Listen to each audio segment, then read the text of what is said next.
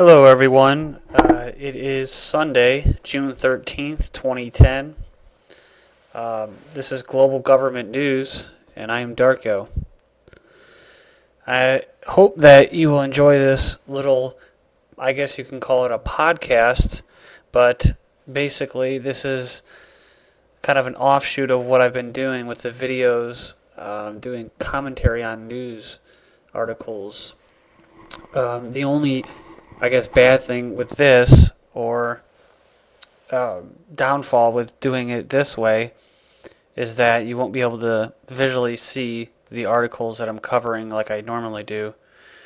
But you'll get to see my smiling face. And yeah. So some of the things that I wanted to cover, of course, were the BP spill, and now they have this Chevron spill out in Utah, in Salt Lake City.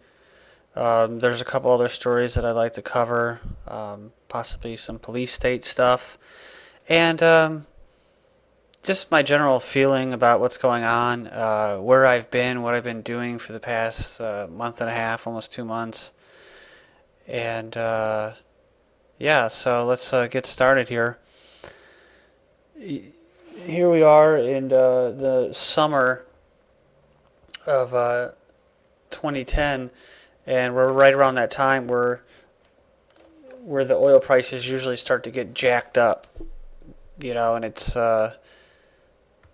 doesn't really matter whether it has anything, it doesn't really matter how much we demand as far as us, as far as consumers consuming oil and that, and it doesn't matter how much is left, it doesn't matter, whatever. There will always be an excuse, and I mentioned this in one of my recent videos, was that it really doesn't matter. I mean, it's not really free market. It doesn't have anything to do with fair trade or anything as far as that goes when it comes to oil. So that's just one aspect of this whole thing, is that we've kind of enjoyed, I guess you can call it, low gas prices. On average, it's been like about 260, 270.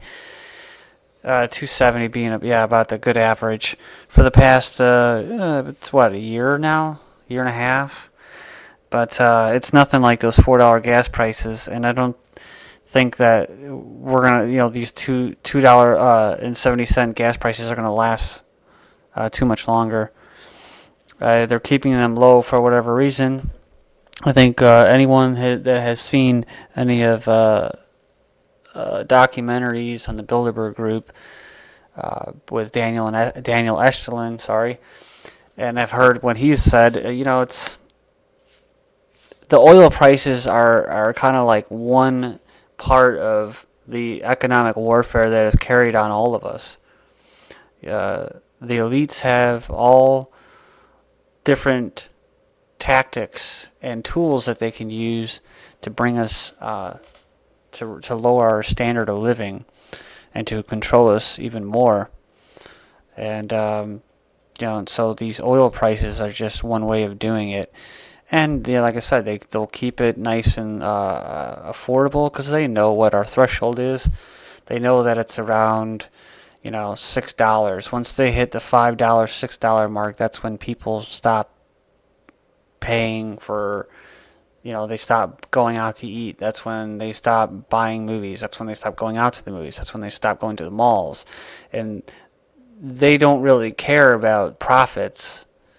The elites, they don't care about the ruling class. They don't care about, attaining more wealth. They have all the wealth that they need. So it's not like they're out to just rape us with gas prices, with oil prices. I mean, that would actually be a something that would be better if it was just pure greed, and maybe it is, but it's just it's from the way I see everything, the way I perceive it, and what I believe now is that it really is nothing more than just oil is the way to control people. And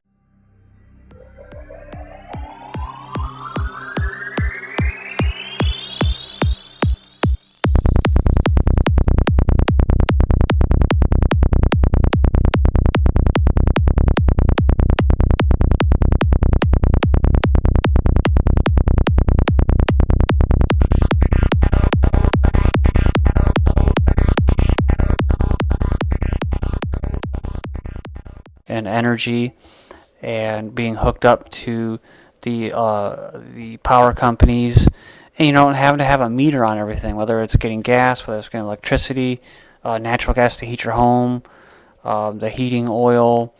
Those are all just ways to control you.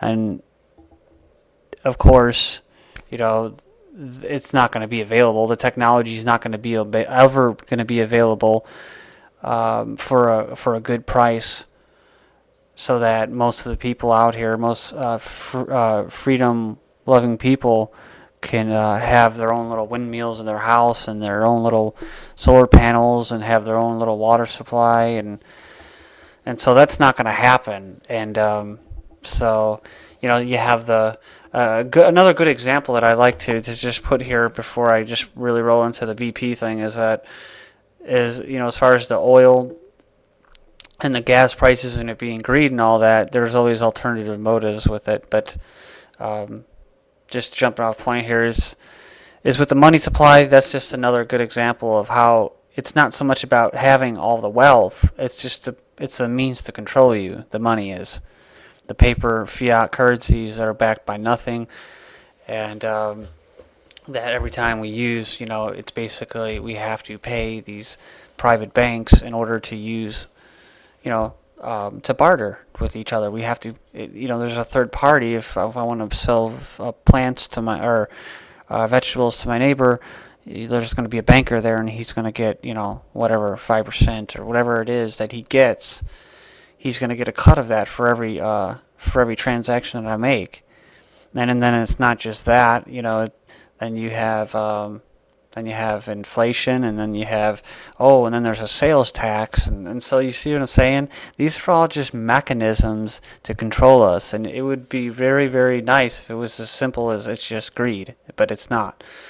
And so I'm just wanted to make that point there, because I talk to a lot of people about this, about the environmentalism and sustainability, and I don't like going into the whole conservative liberal thing anymore, and I don't even like labeling myself a conservative anymore, because I found that it really does divide people. And I was talking about the BP disaster with this woman that was working in a community garden here in the downtown area of my small city here in Indiana, Northwest Indiana, and she was working on a garden. Basically, they tore down this house, demolished it to the ground, and then they had just, it was on the corner across from the school and that, and so she was over there working on it, and I was trying to figure out who was running it and that, and I just came back from Oregon, and I was doing my own gardening, so I had something to I could kind of relate with what she was talking about, and that I understood. But so I was asking her about I think she mentioned the BP and stuff, the BP oil spill and that, and one of the things that is, I don't want to say it scares me, but one of the things that I notice, because I notice patterns a lot when I talk to people, or I hear what people are saying, is that if this thing is, it seems to me, now you got this Chevron thing. Now you have this Chevron oil spill in Salt Lake City, and then you have the BP one where Goldman Sachs basically made a lot of money off that spill because they, with Transocean, they betted against Transocean stock, and so they made a lot of money. And then you have Halliburton, who buys up a big oil emergency reclamation cleanup company for millions of dollars right before that. And then I guess BP took out insurance policies before that too. So, and then there was the little